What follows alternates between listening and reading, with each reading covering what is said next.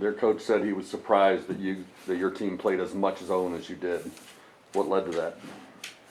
Well, Isaiah, we got two big guys out. Everett had surgery and just found out very little time ago that Isaiah J.C. might not play, then wouldn't play. So just got a couple days to prepare, and looking at their team and the way they play, the way they really normally play as each is a huge focus, and they bring in another 7-footer, so we're kind of back. We knew we were going back kind of to last year, where we're really very short-handed, particularly up front. We're 6'8", 210, and 6'8", 200, or whatever. So they're coming in at a different. So we felt like we had to protect. And so we had to play a different way we played all year, and it was very, very effective. As you can see, we pressed the whole game, played a lot of zone, and it was very, very effective. I do think we obviously wore down probably from pressing so much. We have not pressed. We pressed the whole, basically the whole game, and it was great. And then finally, I could see where we're wearing down. We don't have quite the numbers, of course, and so they got a lot of good shots, but that's not what, to me, we would have won the game anyway, but we just couldn't score in the last, whatever. We scored 25 points second half, we scored 12 in the last and that also allows them to get their head up. They make a few, but if you're making them and you keep a cushion, but the psychology of the game completely changed. They were getting good shots. We switched to man, that didn't go so well. We switched back. But we're not scoring at the other end, and that we just came up dry. They were usually very good against the zone. They switched to the zone. We've been great against zones all year, and for whatever reason, we just quit scoring. And then, so now all of a sudden, it's easy for them to feel good about shooting the ball when you're not scoring at the other end. So I thought that's the game. Our defensive numbers are fantastic, even though you say second half or Dennis shot great, but you take these numbers every day of the week. We lost the game because we just struggled to score in the last 8-10 minutes or whatever it was. That's the story of the game. Was the scoring struggle at the end a result of just tired legs from pressing all day? I don't know. That would sound like an excuse. And I hate to ever say that. And it's really hard to judge that. It's easier to judge on the defensive end because I could see that we were not as you could see. You could see with 10 minutes to go, we're not as lively as we were. And at every timeout, every time we're saying, harder. And then, of course, they're shooting some pretty deep ones, too, that's hard to get to in the zone. We switched to man, and, that didn't go very well. So we stuck with the plan there. Had a chance to win, late, but, it's very unfortunate. I feel really badly for the guys, and for a lot of different reasons. We've had a great home season, tremendous, and it would have been fantastic to finish it off on a great note. Give them credit for hitting a bunch of shots, but again, for me, that none of that would have mattered had we just been able to, even a remotely normal clip in the last 6-7 minutes. Maybe we got tight, maybe that was it, and maybe we wanted it too bad, and we tightened up, and who knows, but. The truth of the matter is we really struggled to score in the last 6 or 7 minutes, and had we had a normal run, we'd be sitting here in a whole different frame of mind. So you talk about psychology of what transpired. Do you feel like your team was pressing or in a state of shock and trying to get up any shot as opposed to the best shot? No, I don't think shock. We've been, this is late enough to see, there's no shock. But I do think we pressed. Yeah, I think we pressed a little bit for sure. I thought we took a few. I definitely thought we tried a little too hard. Sometimes what happens when you press is you start taking a few bad shots, which certainly we forced some things. But even when we didn't, we were like the good ones we got. We weren't even, some of them were really good looks. They weren't going in either. But I do think, and I, it's kind of a human nature. Well, I'm just going to try. I got to do something, and definitely that was a little bit of it, and that's something.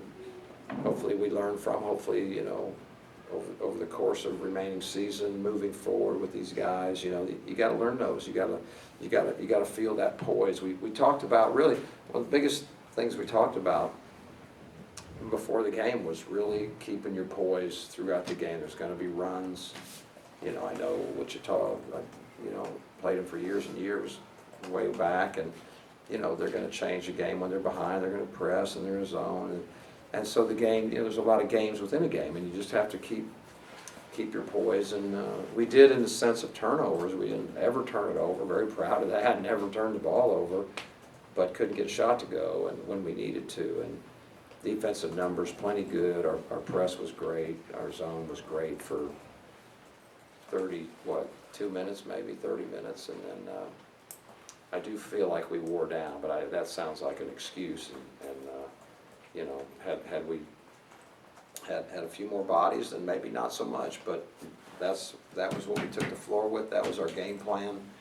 It was working great, the game turned on us, and you know, late we weren't able to convert offensively enough. What's JC's status, and can you go a little more in detail on Ray? Ray? Say it again? What's Oh, JC's Everett status? will be out for the rest of the season. Okay. Was Yeah. it And so he had surgery, so he'll be out the rest of the season. a knee or?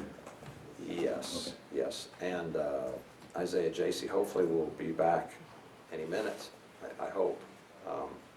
So we'll see. That was a big blow to us. You know, we would have played a lot different way. It turns out the way we did play was really, really good for 30 minutes, but it's a 40-minute game.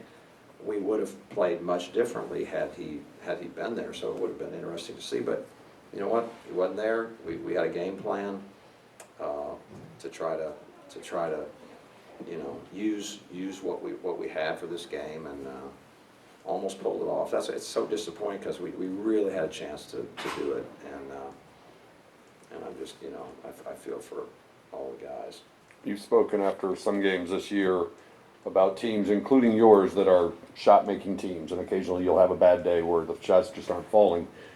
Dexter Dennis caught fire in the second half. Was it a matter of his shots just started falling, or were they getting him different looks in the second half? That's what I'm saying. I think our zone wore down, and he was backing up some. You know, when you get really hot, you back up. It's hard to guard the zone. Then we go man, and then they throw a cross-court pass, and he gets another, because we try to double post, and they throw it across court. So, you know, darn if you do, darn if you don't. But yeah, his shots were certainly getting, just because of, you know, our energy level was not the same. We needed it to be. We needed it to be just the same. But our effort was great. The effort was there. Now the effort, I'm not faulting anything about the effort, really. And again, we would not be talking. Look at the defensive numbers. What are they? 38%. If we're scoring remotely in the last 8 minutes like we normally do, we wouldn't be having the conversation. That's why it's so.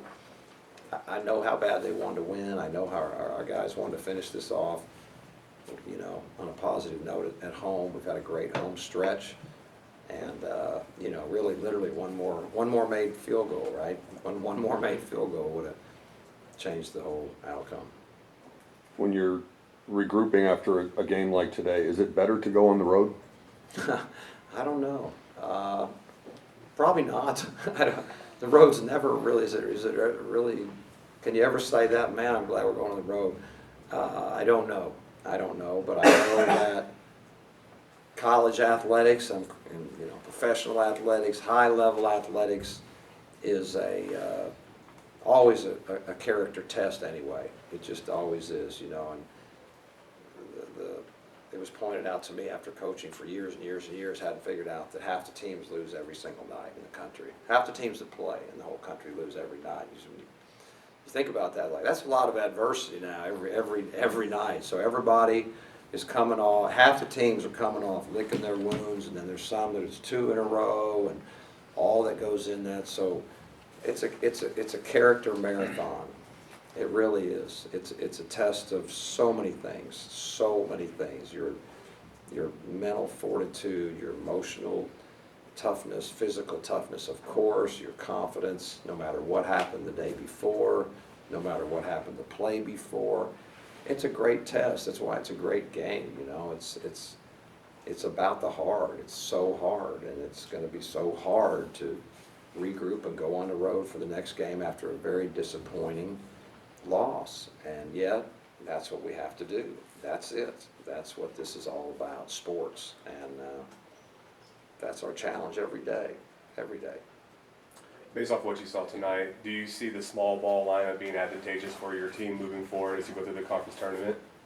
You know, you'd like to have to be able to go both ways, you know, really, depending on who you play. And, you know, if you are lucky enough to have the ability to do that, then I think that's more effective for your team. So we'll see moving forward who is healthy. You know, hopefully everyone will be healthy, and hopefully we'll have the ability to go either way and change the game in that way. It looked like around 5 minutes left, Perron was pleading his case with you and some of the coaches of trying to come back into the game. What was your thought? He does that all the time, so Right. there's nothing new about that. That's kind of his MO, to be honest with you. Yeah, so that's, I think that started 2 years ago. Game 1, I think, so.